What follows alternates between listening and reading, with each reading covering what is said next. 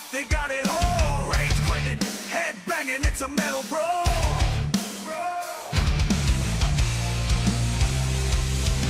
Mental meltdown, giving in flames. Chris and Henrik bringing the thunderous rage. Video games and viral content. Better games, ripping through pixels, the ultimate game to get around.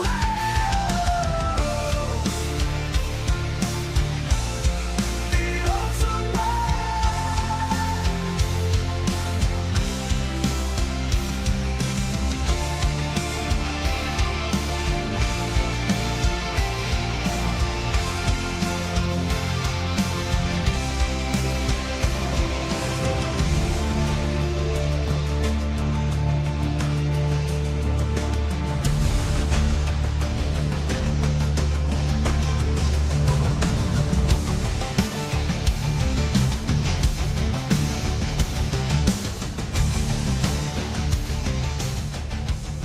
Dream over, I'm feeling the rage. Chris Collins and HenricK on the stage. Talking gaming news, industry that can't escape. We're reviewing video games, no need to debate. They bring the heat, spitting truth non-stop with fiery words. They're ready to drop, making waves in the world of video games. Collins and HenricK, they don't play no games. From console wars to DLC scams, they expose it all, making sure no one jails. The audience fired up, ready to explode. When rage quits on, you know it's a code.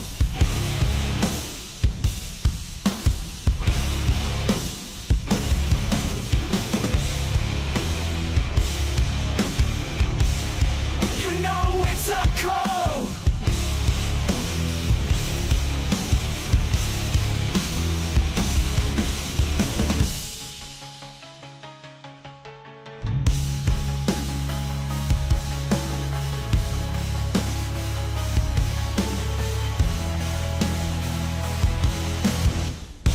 When rage quits on, you know it's a code.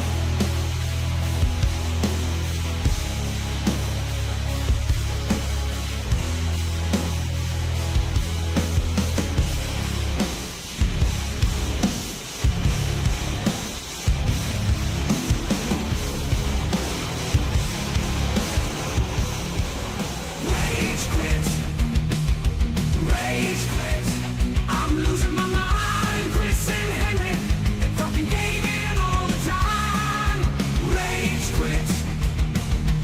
Rage quit. It's a love-hate affair, but I keep coming back. Ain't nothing else to compare.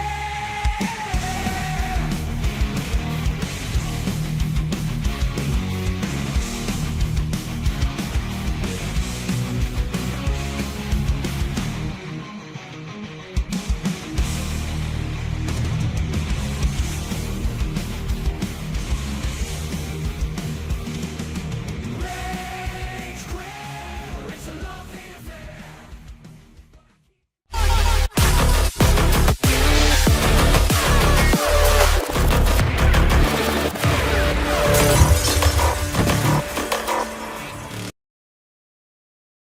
What's raging, gamers? Welcome to the season 7 finale of Rage Quit Video Game Talk Show. How you doing, HenricK the Wreck? I'm doing great, Chris. As always, how about yourself? Man, everything's fantastic. Hold on to your controllers, gamers, because we got a jam-packed show for everyone that is tuning in live right now, whether you're joining us from Facebook, or do they call it Meta nowadays? Who knows? Whether it's YouTube and Twitch, thank you all. And, we might as well take a moment. If you're not subscribed to my homeboy, HenricK the Wreck, and, I know HenricK would say the same way, vice versa. If you're not subscribed to the Chris Collins Show on my YouTube channel, go ahead and do that as well. But, we might as well kick off the show with a bang and start off with a lot of viral content that has been circulating all across the World Wide Web. So let's get it. So the Path of Exile 2 is crushing it for developer Grinding Gear Games, pulling in over 500,000 concurrent players on Steam because apparently everyone loves pain. And why do I say this? Because half the players still have no clue how that massive skill chart works. It's less of a skill tree and more of a skill rainforest. So good luck navigating it without a map and a PhD in pathology. And if you don't know what I'm talking about, get yourself a laugh because this is intense. Homie, they weren't fucking lying, dude. Bro, it's like navigating the fucking solar system, dude. The fuck? That's what I've got.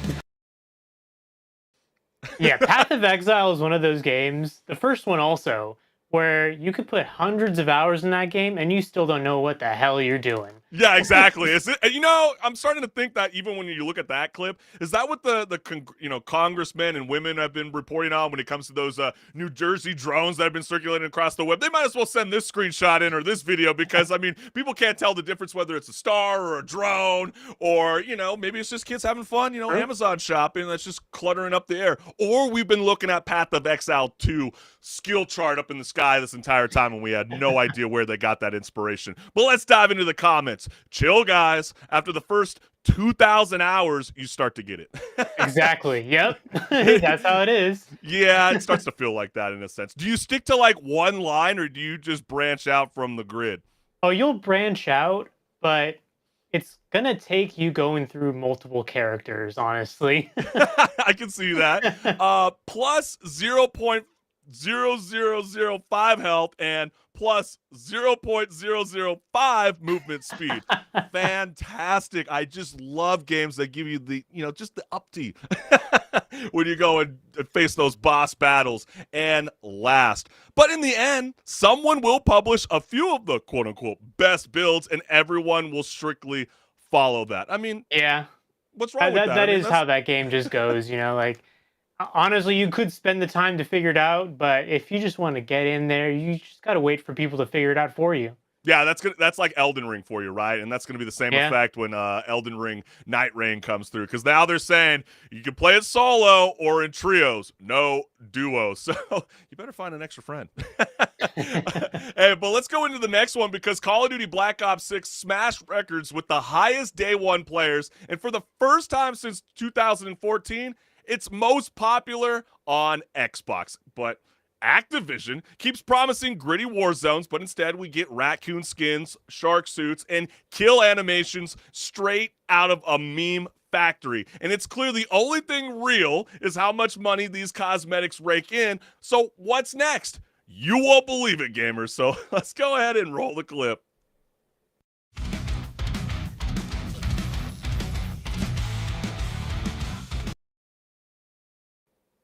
Hey, if you wanted unicorns in this game, somehow now you got it. Yeah, it's kind of ironic that, we were going to show this clip, ever since our pre-production meeting on Monday, and then all of a sudden we got a new trailer out with Paul Rudd and Jenna Ortega, like the death of a unicorn. I'm probably butchering the movie title, but like, what's the irony? Was this supposed to be a DLC for that movie all along, and we just kind of reined in on the party? Because it's not totally confirmed. That was kind of like a little leaked information, but I don't know. I don't know if I ever want to be exposed or abused with a clip of me being farted on by a unicorn in Black Ops 6. That's just me.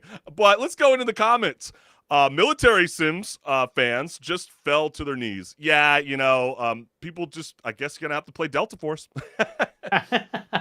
Yeah, I mean, where's my realism, Chris? I needed to be realistic. Yeah, it's long gone. I mean, ever since they had all that like sliding going around, I mean, what did people expect? Come on, face scope. And then the next one goes, why is Call of Duty trying to be Fortnite? Yeah, it really does feel like that as more IPs of the Modern Warfare series keep coming out. All the collaborations. Yeah, I mean, don't get me wrong. Some of them are pretty dope. But, after a while, it's starting to become like, just fix the overall gameplay experience. Like, Nadeshot just called out Black Ops 6 recently. Like, he loves the style of the gameplay, but it's just the servers are broken, ticks. Just like even the hit shot is just misses the mark at times. It's just, it's unfortunate. And the last comment, probably a bad position to be in next to this finishing move. Yeah, I mean, of course, right? Definitely.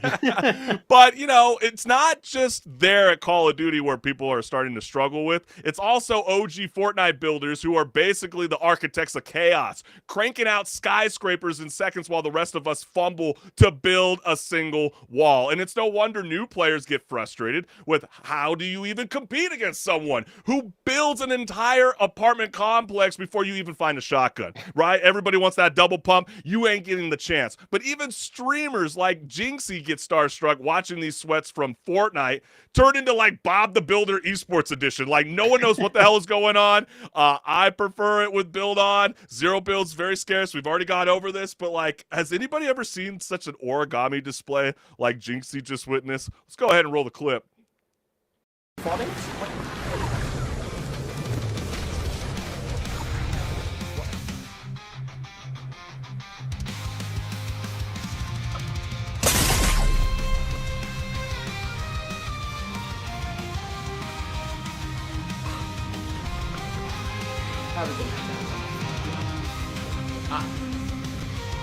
Bro, What happened? What is that, bro? Wait, bro, Wait, what just happened? He said, you know what? It's not even worth me trying at this point. Yeah, I know did you- who I'm up against. Did you hear Jinx at the end? He's like, I'm off. Like, he's got to go back to Yeah. his Rainbow Six Siege. He's got to keep it really basic. it really is intense out there for us gamers. There are either absolute sweats or newbies. There's no in between. So what does it sound like, HenricK the Wreck? Sounds like a skill issue. Yeah, it sounds like it's a skill issue. It's not for everybody. Nah, but who wicked enough to build that type of ramp rush? That's true. You know, they did change a little bit of like how to build. I forgot what they're calling it right now, but like making it easier to be able to kind of pull up the walls in seconds, you know, or even kind of form the formation. Did you see anything about that, HenricK? I did not know. Yeah, I mean, that's why you've been so far away from the game. I wouldn't return anytime soon because you're going to be dog wet and flop like a fish. And the last one is my honest reaction. That would probably be HenricK joining me in duos, which you probably don't want to see us both playing together anytime The last soon. time I played Fortnite, it was no build because of that exact reason. Yeah, I know. I hate to carry the team for us. I know. I understand it's a skill issue for you, HenricK. I'm just fair. playing. Hey, but you know what? We just want to take a moment during our Season 7 finale. For anyone that hasn't liked, share, subscribed, or hit the notification bell, go ahead and scan my QR code. That will take you to my YouTube channel where I'm always cooking up spicy things, spicy content. You know it. A lot of good things planned for the new year, so come along for the ride. And yeah, go ahead and scan that QR code right there on your screen. It'll lead you to my YouTube channel. You'll find great content from a variety of different genres there. So go check it out and stay tuned for the new year as new things come along. Oh, hell yeah, man. But we are only just beginning right now. So are you ready to rock and roll, HenricK the Wreck? Oh yeah, it's time to talk about a game, and let's find out if it's a pause or a repeat. Yeah, that's right. Let's Let's see. get it.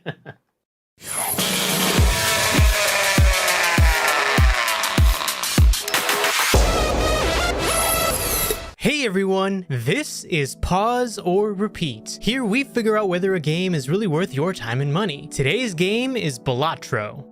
Made by one developer, Local Thunk, this game was even nominated for Game of the Year at the Game Awards. Despite not winning that, it did win other categories like Best Indie Game. So with that in mind, let's go over the gameplay and see what made it stand out. The gameplay of Backlash is poker with some extra steps. Think of the game as a poker roguelike deck builder. You start a run, and your goal is a total hand value that you need to hit to progress to the next level. The value of each hand is determined by the poker set that you play, as well as modifiers in the form of joker cards that give bonuses like extra multipliers for certain hands, as well as tarot cards that modify the cards themselves. You can hold 6 jokers and 2 tarot cards at a time, and using them, you'll have to meet your chip goals within the set amount of hands and discards. So the gameplay is simple enough, right? Well, not only does the goal go up in each stage, but when you reach the boss blinds, they have an ability which you can prepare for. Typically, the ability is something along the lines of, the heart suite is debuffed and doesn't give any points. Altogether, the game is simple yet addictive, simply due to the nature of it being a game that is easy to get into and gives you hits of dopamine in just the right ways. So is there any story? Simply put, no. I mean, can you really expect a poker game to have a story? Its focus is definitely just on the gameplay and that's it. But now the question still stands. Pause or repeat? it time to go to the casino? I think it is, except there's a bonus here. You don't have to worry about your money being lost. Yeah, ain't that right? There's no DLC packs, nothing of that kind of nature, even though it is rated 18 plus. I'm sure we'll be talking about that at one point during this pause and repeat. But, get ready to shuffle up and hustle in Balautro. The game that proves poker isn't just for those smoky back rooms and dodgy casinos anymore. To me, HenricK, it felt like as if solitaire and poker eloped in a Windows 98 themed chapel and invited every adrenaline-fueled combo mechanic as a guest, and you add in some of those nostalgic vibes, the perfect pacing, and a soundtrack that slaps, and you've got Balautro. What would you make of this game? Well, you could definitely see that this is a game made by one guy, and not in a bad way, but it's one guy who was just like, you know what? I want to make a game that me and my friends want to play, and I'm going to make it good. So good, in fact, that 20 minutes in this game turns into 2 hours, which eventually then turns into 5 hours. And before you know it, you've spent your whole day playing the game. This is how this game goes for people. It's like you get into it, you do a run, and then you're like, one more. Yeah. And one more turns into 5. Yeah, no, it's so true, man. This isn't your grandpa's poker night. Balautro fuses those timeless charm of poker with its strategic deck building, creating the gameplay that as nostalgic as it is chaotic. Trust me, it very much is. And it allows you to pull off combos so outrageous they might get you banned at your local casino. So forget Vegas. This poker is on steroids. And you might be wondering, at the same time, the simplicity helps you with getting into the game. Yeah, that's so true. I think a lot of people already know what poker is. And Yeah, if you but then don't, again, there's a little some- cheat sheet. Yeah, but there are also some people that just never wanted to get into poker, and maybe this might be the opportunity to be able to kind of teach you some of the basic stuffs like a straight and a flush. But your goal in the end is to outwit those shady blinds, uncover secret hands, and rake in chips like you're funding the next Ocean's 11 movie. It's really, really cool. There's almost every trick in the book. You got jokers, tarot cards, planet cards, spectral cards, and even something called vouchers, and not that kind that you get like the free fries, nothing like that. But they are these cool tools that aren't just cool, but they're the key to setting off those combo chains. And you might be wondering, am I actually playing poker or summoning an eldritch god? I have no idea. But there is so much jam-packed into this game. You got over 150 jokers, each with their own unique abilities to keep you guessing or stressing. And there's over 15 decks with distinct modifiers to choose from. I think that's really, really cool, HenricK. And on top of it, with those 150 jokers that you thought wasn't enough, well, each one has 5 variants to pile on, even more unpredictability. So it's definitely a very refreshing take on a card game, which I feel like, I kept joking all year. I'm like, is it better than Solitaire? You're damn right it's better than Solitaire. Oh yeah, easily. And I honestly, just like any roguelike, the fact that there's so many variables to each run is not going to be the same. Yeah. Your friend is not going to have a similar experience to you outside of, hey, this game's actually pretty fun. That's really the underlying factor here. But maybe he had a little bit of struggle fighting one blind, whereas you went through your whole entire run, no issues, and maybe then the next run you have an issue in round 2. You never know. It's this sort of game where there's just so many variables that factor into your success. But at the end of the day, if you're smart about things, you're going to be successful regardless. It's not trying to jab you with a knife and twist it. You're just there to have fun, really. Yeah. But I have a question, Chris. Do you Yes. really think that this was worthy of Game of the Year? Yeah, I think it might have been a little bit of a stretch, but I do feel like it definitely should have been highlighted. I mean, as you're going right on into it, it did become the 3rd ever indie game to be nominated for the Game of the Year at the Game Awards. It did snag Best Debut Indie Game, Best Independent Game, and Best Mobile Game. Yeah, after, playing this game, it did kind of feel like a bit of a stretch, to be Game of the Year, but I think it was also being recognized because it was developed by one person, and that is truly remarkable. And it did kind of revolutionize the whole idea about what card games means moving forward. And let's not forget, they did win, Best Mobile Game. And this game, when it first got dropped in February, wasn't on any mobile devices, and actually I feel like it plays better on the mobile devices. Matter of fact, it's only like $10, and so it's an amazing ride, and I think it's fantastic. It's available essentially everywhere. Yes, Nintendo Switch fans, you actually have a game, a Game of the Year Hey, now. contender that you can check out, in the year 2024, because basically is like, to me, HenricK, right now, Balautro is like the Meryl Streep of card games, and now it's everywhere, right? The Nintendo Switch, PlayStation, Xbox, PC, and mobile devices. But I do gotta have to take a moment. Balautro, right after the Game Awards, got slapped by the PEGI rating system for 18 plus. It's a system that is used in Europe, the UK, and the Middle East, by pointing out the absurdity, that some games are loaded with microtransactions, but, this game doesn't have any of that. But, there are games like, I don't know, let's think of what he was thinking about. EAFC, or EA Sports FC 25, with their deceptive, FUT player cards. I mean, we all know what that's all about. It's no different than loot boxes. So, like, how is that rated 3+ for everyone? But the fact that it's got a little bit of poker elements, like a straight and a flush, added into the game, that's where we draw the line. To me, HenricK, that's like, it's such an ass backwards comparison. It's like that same argument where they go, send your kids to war at 18, but God forbid, poker is where we draw the line. You know what I mean? Same idea as if, like, all of a sudden Solitaire, you brought it up. Do you think that that's an 18+ game all of a sudden, just because you have cards in it? Like, well, it's the fact that they added, like, the the chips. You're going up and against. you could easily do that with any card game. True. Solitaire, or even just playing blackjack by yourself. Against an NPC. It's not an 18+ experience, really. Well, it sounds like if you're gonna give them that rating, then you might as well give the games with loot boxes and things that are predatory, like going to a casino.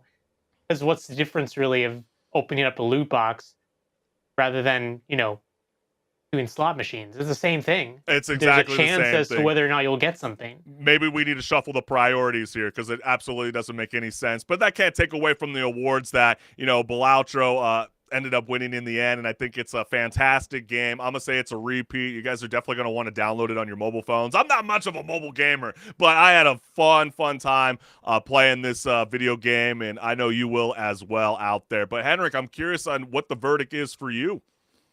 This is a definite repeat, and I recommend it, actually, even beyond that, to anyone who is looking for a game to just hop in, play a little bit or a lot, and then hop out of it. Like you said, it's available on mobile, so I think that actually might be a really enticing option to a lot of people.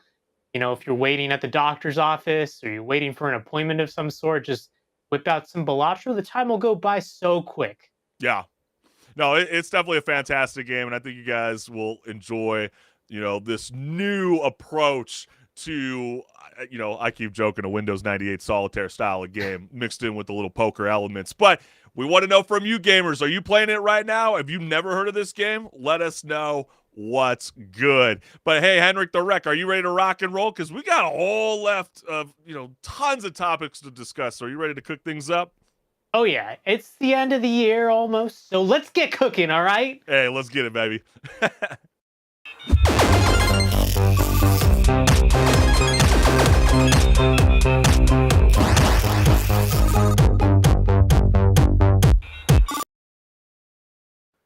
What's good, listeners? Welcome to Patch Notes, where my co-host HenricK the Wreck and I discuss gaming news, industry talk, and so much more. Let's get it. 2025 is looking like the gaming industry's version of a New Year's resolution, full of ambition, a little mystery, and potentially to widely overachieve or hilariously under-deliver. Yeah, you heard it. Nintendo is expected to release the Switch's successor, hopefully with enough horsepower to run games, while Sony keeps justifying the PS5 Pro's luxury pricing with ultra-optimized games. Okay. And meanwhile, Microsoft will either fire back with an upgraded Xbox Series XS or keep ghosting the console wars entirely to bet on everything on cloud gaming. So, like, who needs hardware when you've got the cloud, right? I mean, is that what they're thinking? But in the end, on the games front, expect a mix of exciting new IPs and sequels so late they've got fashionably delayed down to an art. Let's hope for more hits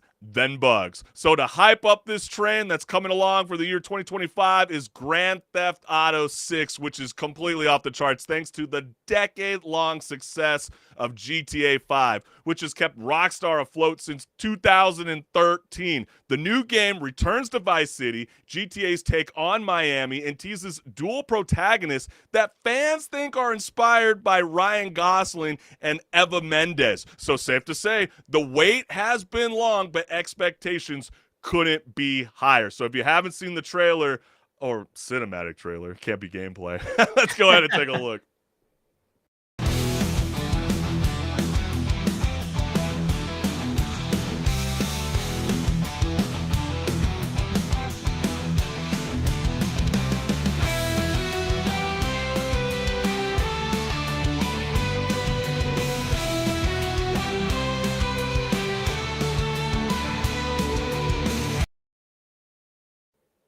Imagine a world where this game doesn't do well. I can't.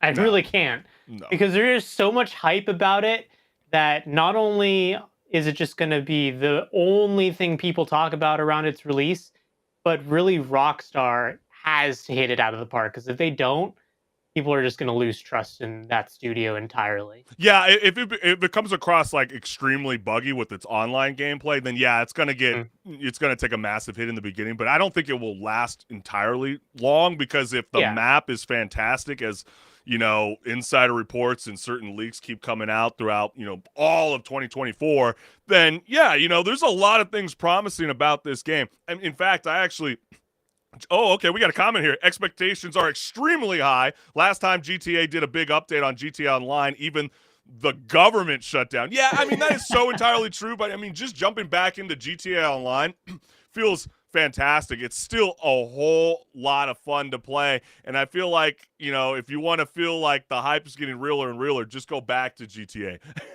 Go play the GTA 5 online experience. It's gotten a little bit better, and I think what's really nice about GTA 2 is it's like, yeah, it's an 18 plus, you know, game. You know, it's rated M for mature, but you know, you don't have to necessarily go on heist. You don't have to go on, you know, combat missions. There's a lot of racing that's in it. You remember, there's tennis, there's golf. I mean, could you imagine all those extracurricular activities that are going to be introduced, something new inside GTA 6? That's what to me is so promising, and I love the addition that they brought to GTA 5, especially for the online presence with the casino. So if they can bring that kind of element along with it, that would be really, really cool.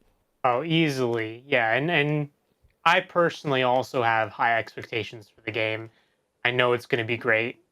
I'm not necessarily all the way on the hype, but I'm there on the hype for sure. Do you think any old character from the GTA IP will make a return in GTA 6? They easily could do that, yeah. And I feel like they have a good chance of doing that, considering they're going back to Vice City. Yeah, exactly. I mean, we kind of find out in GTA Online that like Lester retires and goes away to his dream spot.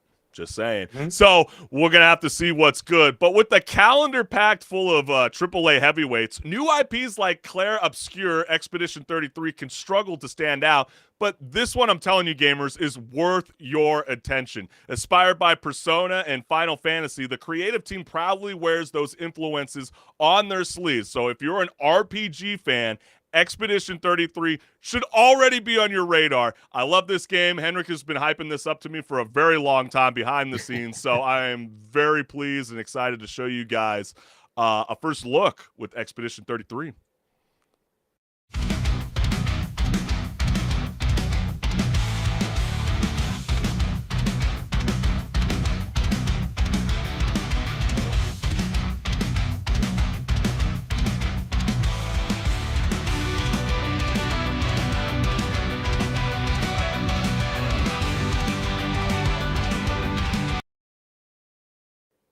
If you're a Final Fantasy fan and you like the action combat that they've been doing, but you've been yearning for them to go back to the old formula, just with a modern take, this is exactly the game for you. Yeah, you took the words right out of me. Yeah, look at that that's gameplay. No, it's so true. And like, you even look at that gameplay right there and you would swear it's from a AAA budget, but you know, believe it or not, the development team only includes about 30 people. So that's really incredible to see. They got gorgeous deals. This trailers look great. I'm expecting, potential game of the year. It looks really, really well done. And we are desperate for new IP. I'm so sick and tired of remasters and remakes. So, guys, Looking I'm at telling you, and Naughty girls, Dog. I'm looking at you. Oh, trust me, we're going to have something to say later on. But this is definitely a game you do not want to miss. And also another game that I'm very excited about is, let's kind of break it down because Marvel games have been on a roll with hits like Spider-Man, the underrated Midnight Suns, and the Guardians of the Galaxy, which redeemed a lot of the Avengers missteps. Now, Marvel 1943 Rise of Hydra is set to keep the streak alive, bringing an action-packed adventure with 4 playable characters. That's right, you heard it right.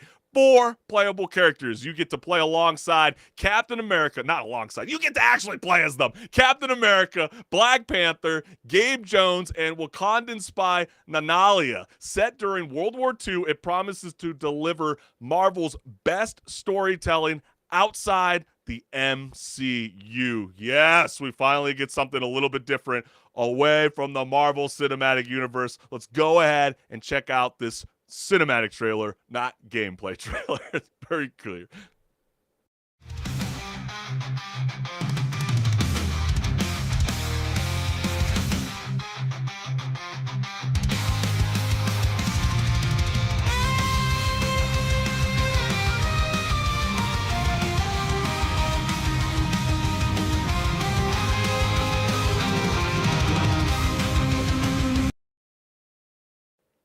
Speaking of Naughty Dog, old school Naughty Dog, maybe not Crash Bandicoot, but I'm talking Uncharted.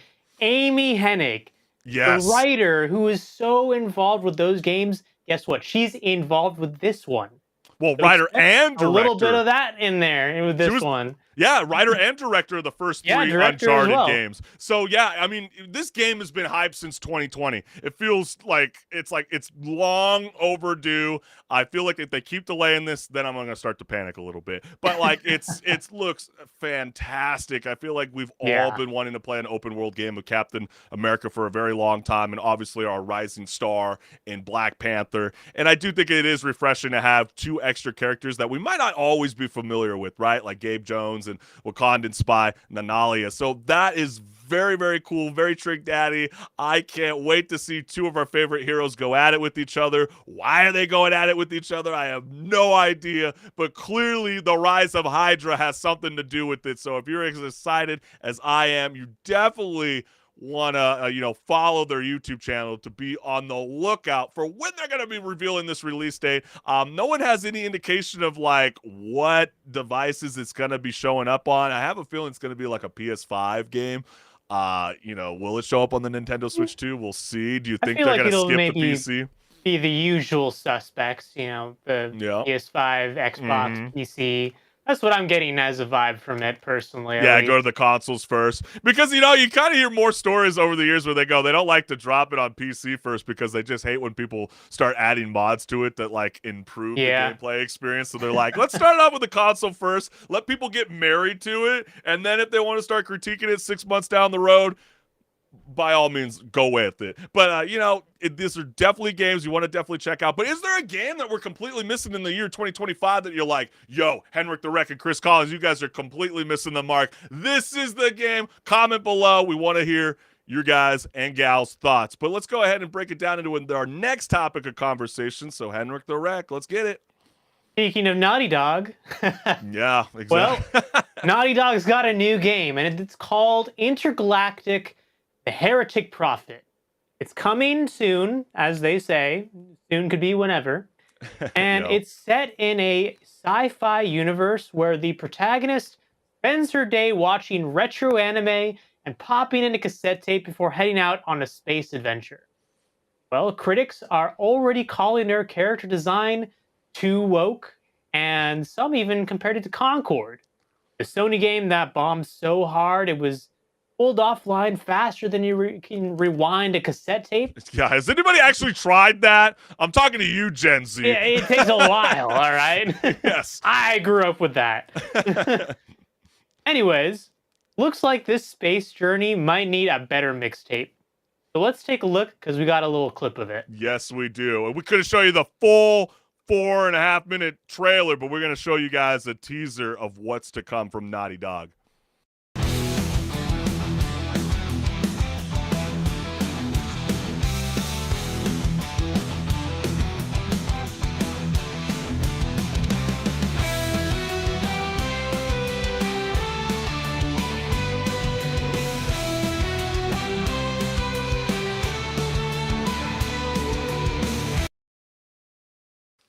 Okay, hold up, HenricK. I got to throw this up because ZachoMan Gamer's got a lot of things to say. And he's like, HenricK, we fighting. If you diss Naughty Dog too hard, that's my childhood.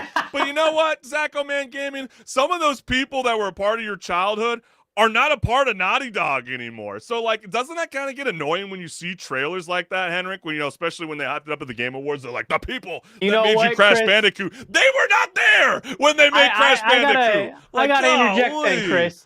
I was watching the Game Awards at work. Okay. A lot of people around me, they had to go do other things, you know, because we were still busy. We were open. Yeah. But I grabbed one of my coworkers. I'm like, yo, look. Naughty Dog's coming out with something. Both him and I, as we were watching the trailer, were like, yo, this looks like it could be really, really sick. And then I see all the comments online of people saying like, this is Naughty Dog going down woke land. I'm like, come on, guys. Yeah, we don't even know what it's about. Well, that's true. I mean, but that's why it's so problematic to drop cinematic trailers and not actually show some gameplay. And I think that's why gamers reacted to Intergalactic, the Heretic Prophet teaser with the following. So let's go ahead and dive into those comments. So I got the first one right here. I feel like Will Smith will slap me for making fun of her. Yeah, you know, you got to be.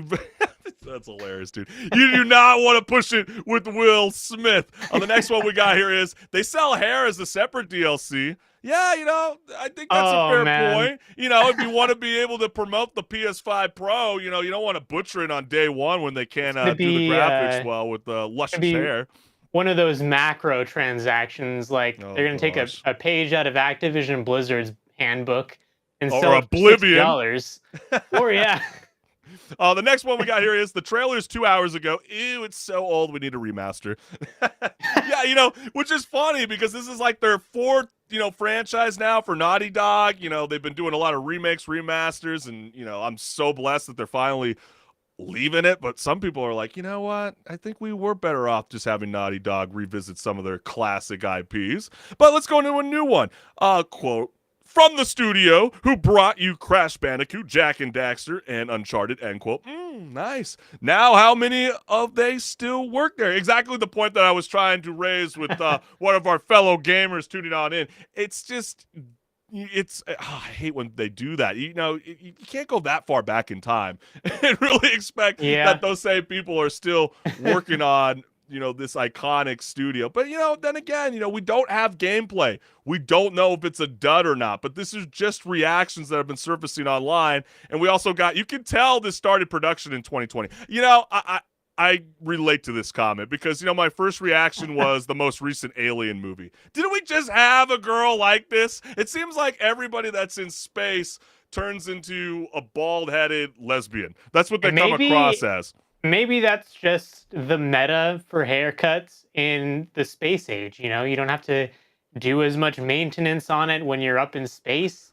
But it's actually maybe just a really practical haircut. But, like, I don't care, like, what you are sexuality-wise, but it is, I think, something to point out that, you know, I did see a meme the other day that was, like, pointing this out with Sony in particular. Like, they really kind of been pushing for a lot of female characters, but they do always kind of come across as, like, trying to push an agenda, like a political agenda. You know, like, you got the Ratchet and Clank games where you got a cartoon, you know, LGBTQ person, right?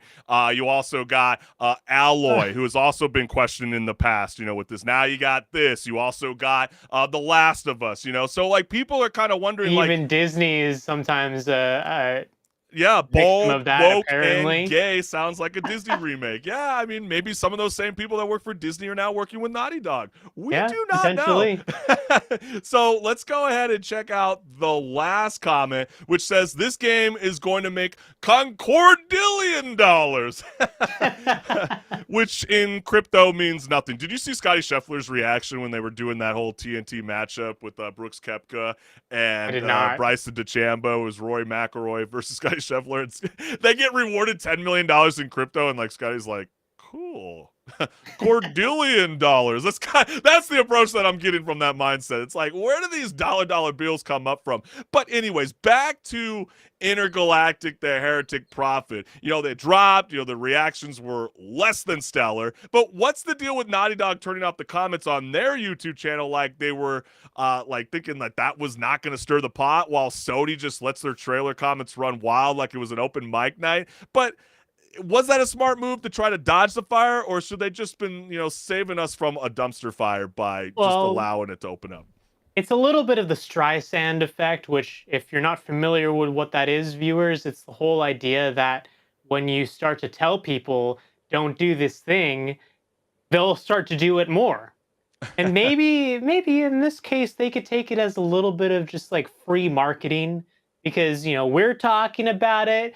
People are talking about it online. What would be a big shakeup right now would be them saying, maybe not right away because they'd have to work on this probably, but them saying maybe a month from now, hey, by the way, guys, we redesigned the character. Oh, wow. Look at how many people would be so supposedly happy about it. But here's the trick. I don't think those people would be happy.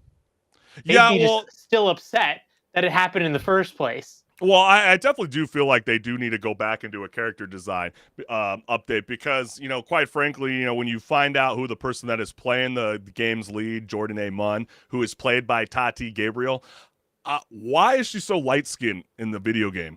That's trailer, true. and she's a little bit darker in skin. You can have a problem with the hair design, but like, don't we always have these conversations all the time when it comes to cartoons in general or just in cinematics? And so I don't know. To me, I kind of felt like that was a little strange, but like now it's all starting to make sense that she became the main lead, because you guys might recognize Tati Gabriel from the Netflix series You and other shows, and she was also one of the villains in the Uncharted movie, which I freaking can't stand.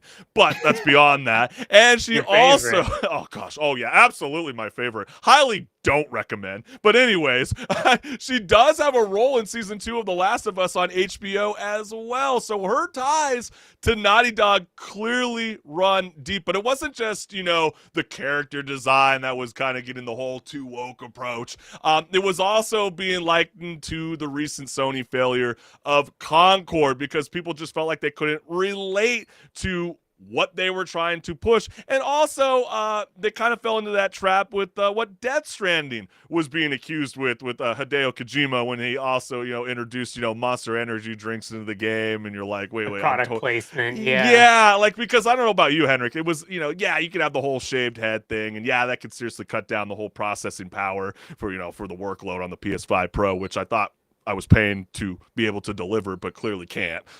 This is what that trailer's telling me. But they just said, "Hey, we're being funded by these companies, so go buy something from them." Yeah, exactly. I mean, because another reason this trailer is controversial is all the product placement for brands like Porsche, Adidas, and to a lesser degree, for obvious reasons, Sony, right? So, they are showing up on the screen. You also got the cassettes rolling in. We just have to kind of wait. I thought, towards the end of that trailer, when you start to see that enemy and you're like, ooh, this is going down. This kind of gave me kind of that like Star Wars Fallen Order kind of vibes. And that is exactly what I was thinking too, actually. Right. And then if you notice in the clip, she's got on her holster a gun as well. So it's not just going to be like sword wielding gameplay. You're also going to get a mix of both. And so we're just going to have to kind of wait and see. There are rumors that it's not going to be very much open world. There is no space combat. So if those rumors are true, that is a very interesting, choice by Naughty Dog to showcase her in the spaceship first, instead of actually showing what the overall gameplay is going to look like, if that's truly the case. But hey, I mean, are you guys vibing with this? Do you think this is going to be a pretty cool post-apocalyptic world kind of style of game, all set in space? Or are you guys kind of over it? I mean, have we seen too many space games become duds? Let us know what's good. It can't be Starfield, right? Starfield. Exactly. But hey, are you ready to move on to the next topic of conversation, Henrik?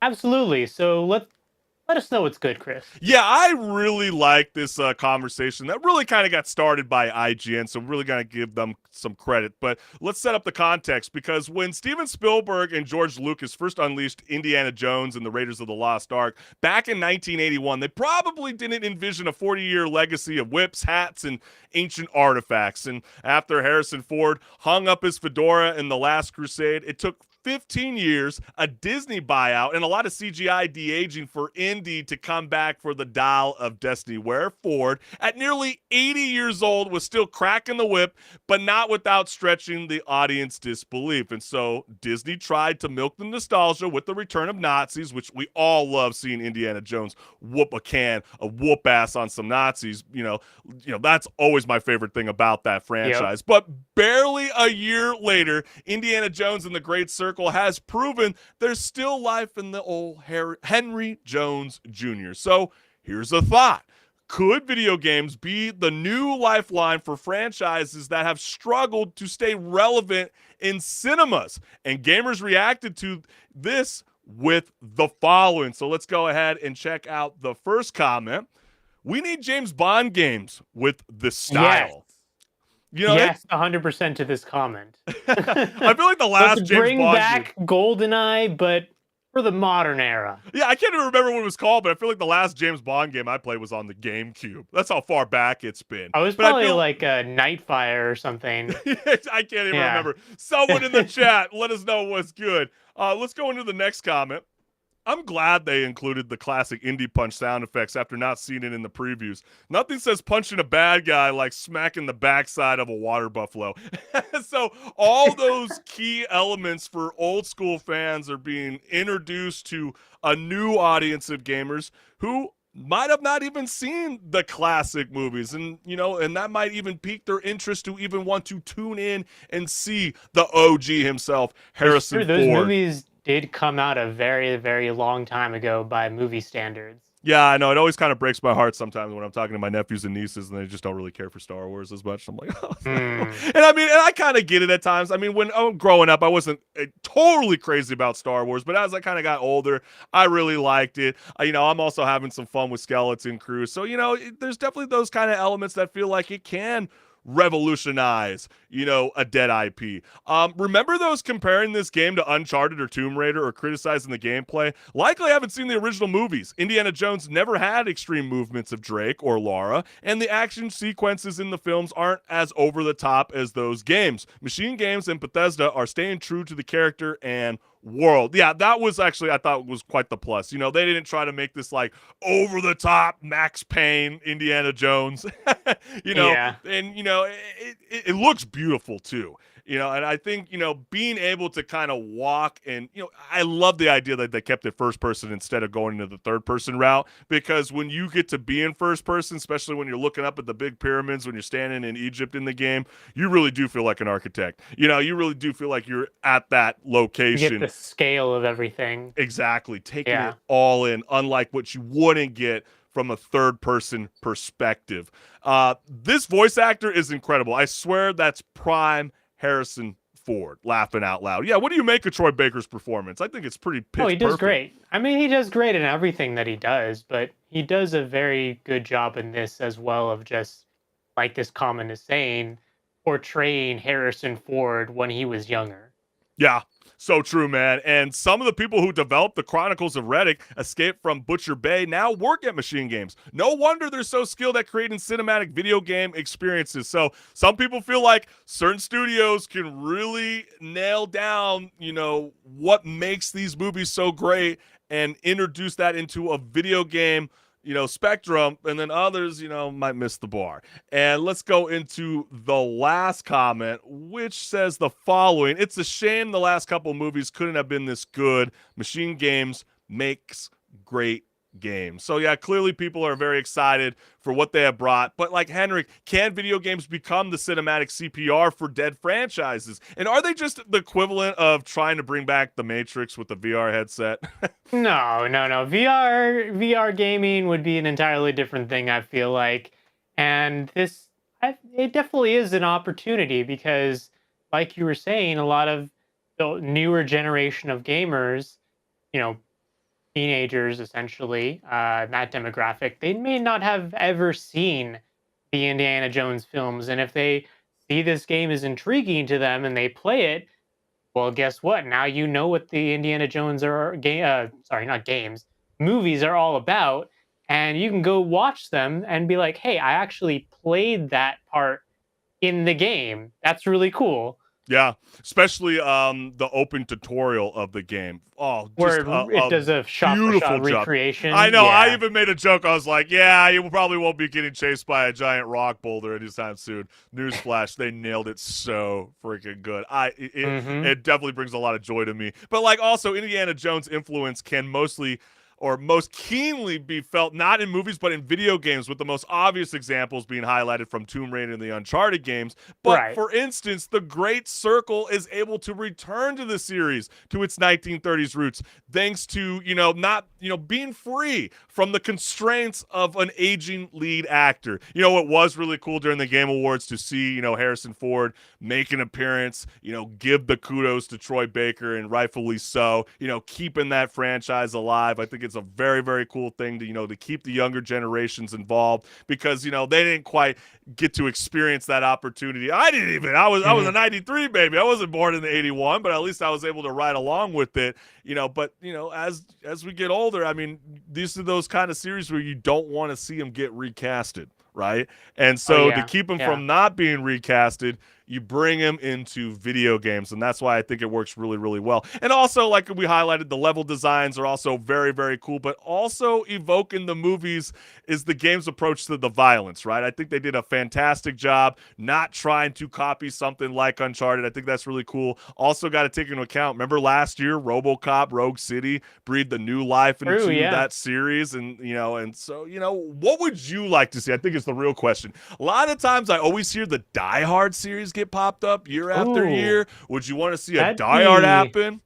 That'd be really interesting because we haven't seen Bruce Willis in anything. I know because he's got a physical issue in his old age now, but that'd be really cool if they did something like they did with Bruce Willis, where they bring him to life in a video game format to, in a way, immortalize his performance in that series. But we're also seeing Arnold Schwarzenegger walk all over the streets of New York. I guess he's filming for a new Santa Claus movie that's going to be dropping in the next year or two. But like, what about Terminator? I mean, I think Terminator's never actually had his own story, and I would want to see it not be open world.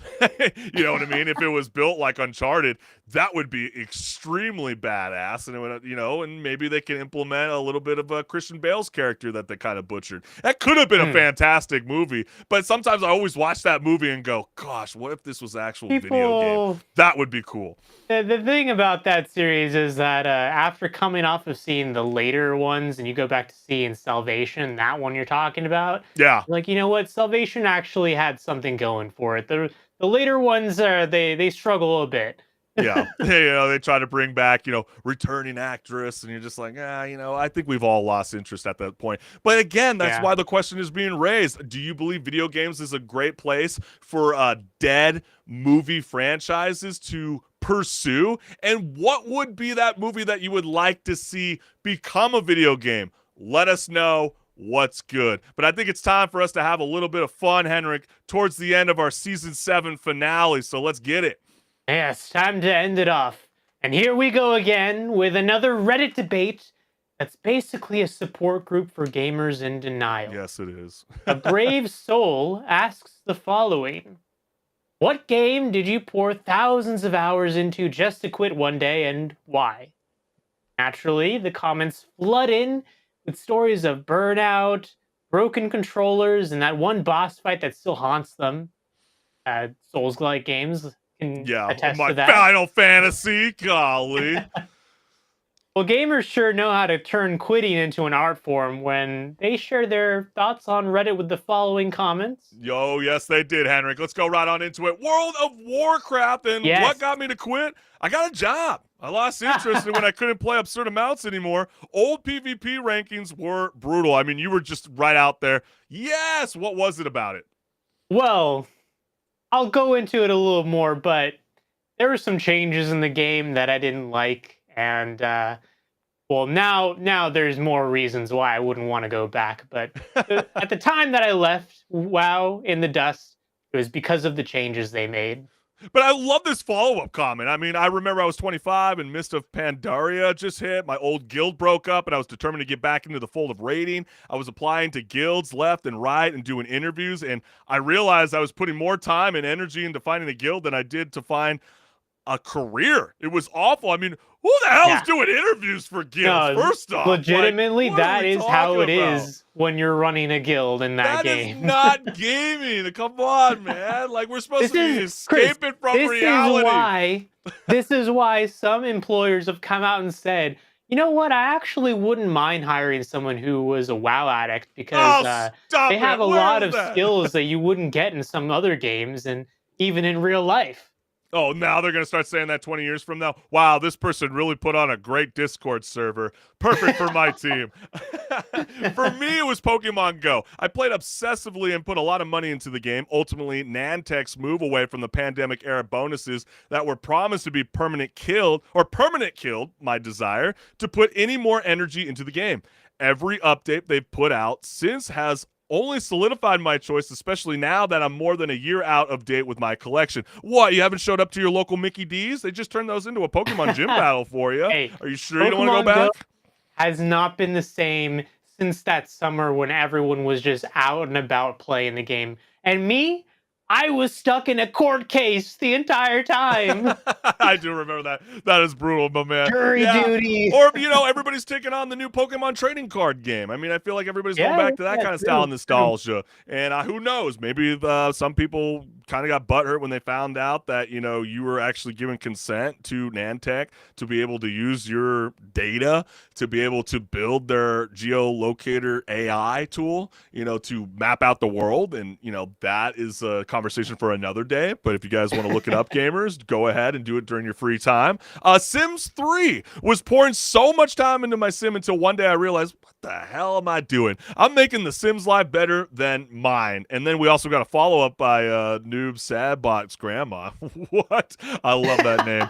But that reminds me of a few people hanging out at a friend's house and watching him make Sims of us and having them do stuff instead of us actually going and doing something. He did an insane job with my likeness in the game, though, so that was funny. I mean, do people do that still? I guess they do. I guess so.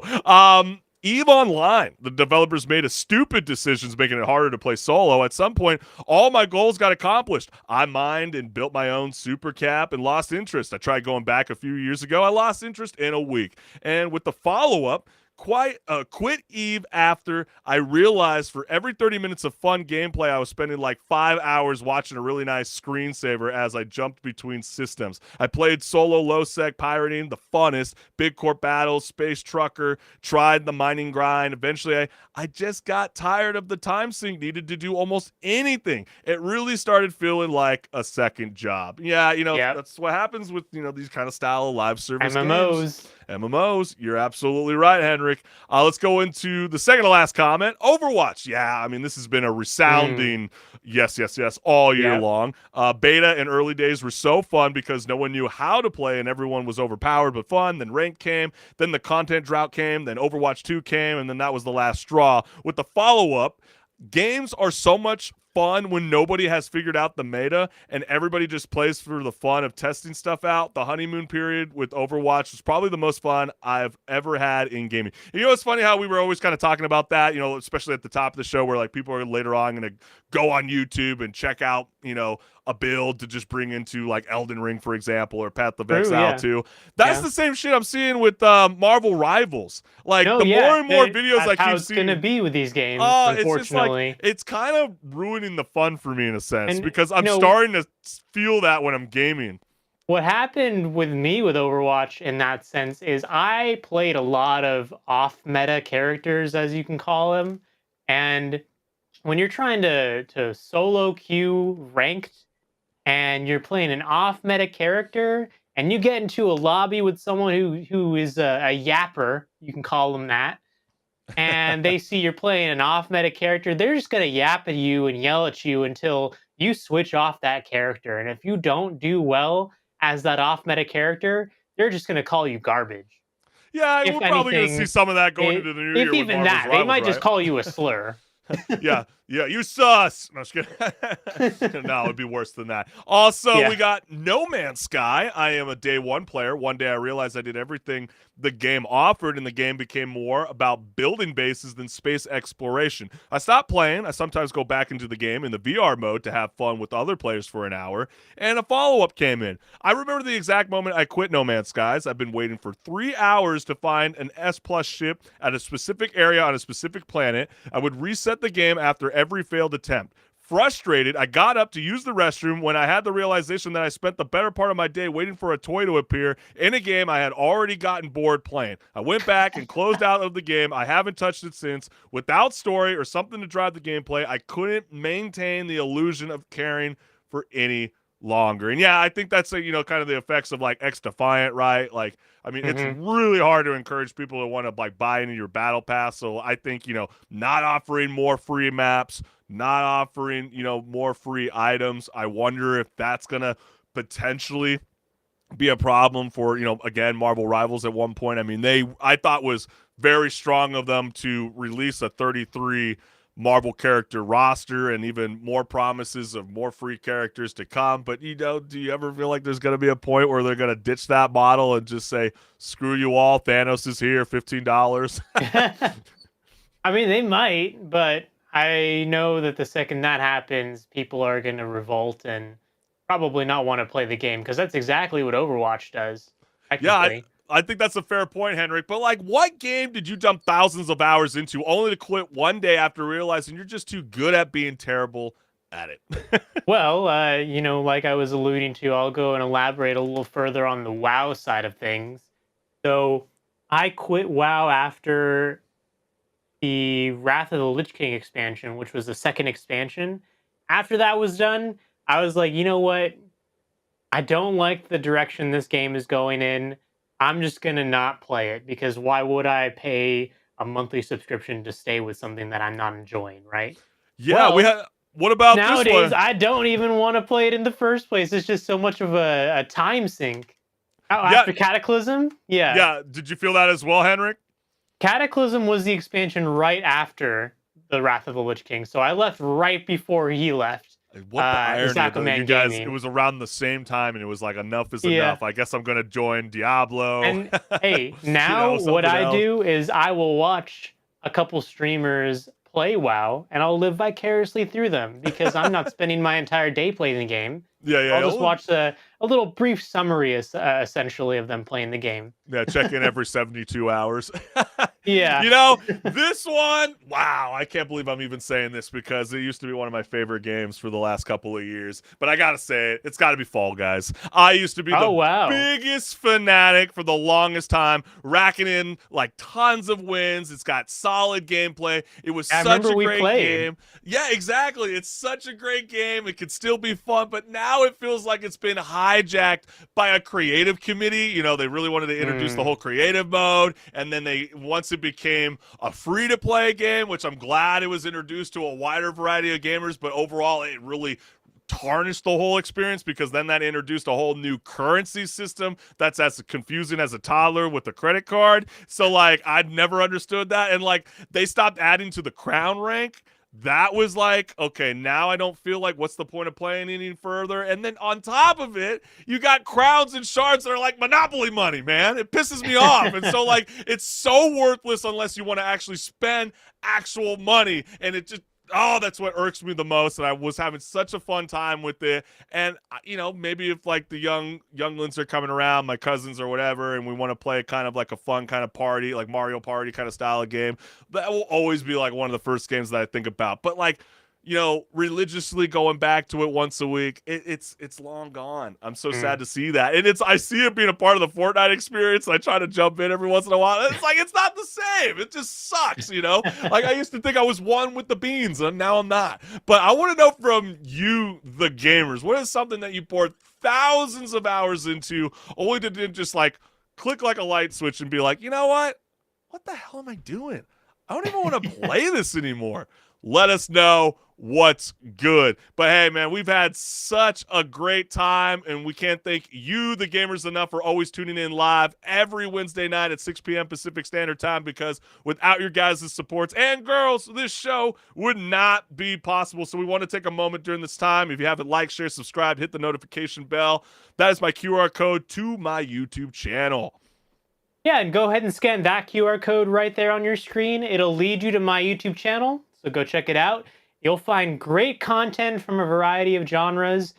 So go leave a comment, and I'll respond to you. Yeah, absolutely. And you're definitely going to want to subscribe, because we're going to be off for a couple of weeks, clearly, because Christmas is around the corner and New Year's Day is approaching. So, yeah, but we got big things planned for the new year, guys. It's so funny that you said that. It always sounds like those local bands that are like getting ready to premiere their very first single, and we're like, yeah, we got a big plan for y'all. Stick around in the new year. Well, we do. We definitely got something cooking up for y'all. We're very, very excited to introduce it to the masses. So, you definitely got to be subscribed to our social media accounts to be everything in the loop when it comes to Rage Quit Video Game Talk Show.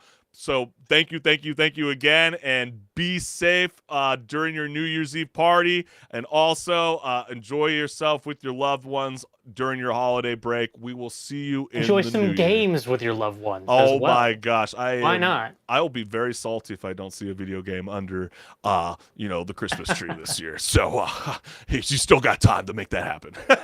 All right, gamers.